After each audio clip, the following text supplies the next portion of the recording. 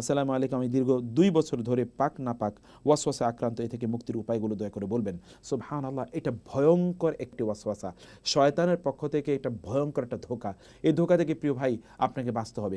বাঁচার জন্য আমি কয়েকটি টিপস বলে রাখি।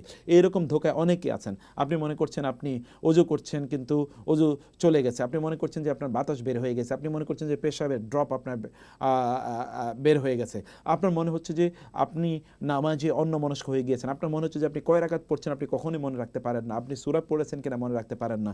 এরকম অনেক ধরনের শয়তানের ওয়াসওয়াসা আছে আল্লাযী ইউওয়াসওয়িসু ফি সুদুরিন নাস মিনাল জিন্নাতি ওয়ান নাস, যেখানে আল্লাহ সুবহানাহু ওয়া তাআলা বলেছেন শয়তান কিন্তু মানুষের অন্তরে ধোঁকা দেয়।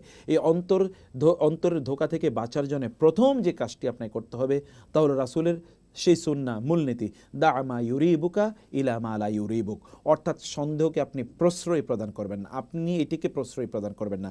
আপনি যা করেছেন তার উপর আপনি অটুট থাকুন। যেমন আপনি উজু করেছেন, অতএব আপনি সালাত আদায় করুন। যদি আপনার মনে হয় যে আপনার পেশাব এক ফোঁটা বের হয়ে গেছে অথবা আপনার বাতাস বের হয়েছে, যতক্ষণ আপনি দুর্গন্ধ পাবেন না, যতক্ষণ আপনি আপনার জামা কাপড়ে আর্দ্রতা, পেশাবের ফোটার আর্দ্রতা উপলব্ধি করবেন না, ততক্ষণ মতো আপনি সালাত আদায় করেই যাবেন। শয়তানকে আপনি আশ্রয় দেবেনই না।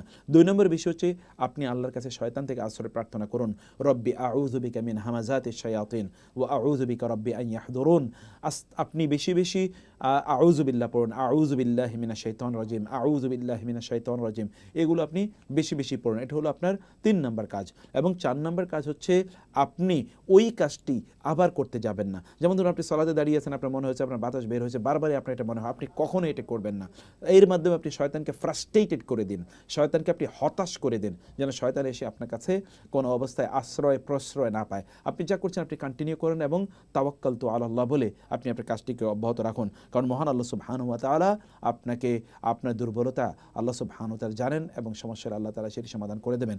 কিন্তু এটা যদি আপনি প্রশ্রয় দেন, কোনো একটা সময় আপনাকে শয়তান পথভ্রষ্ট করে ছাড়বেই।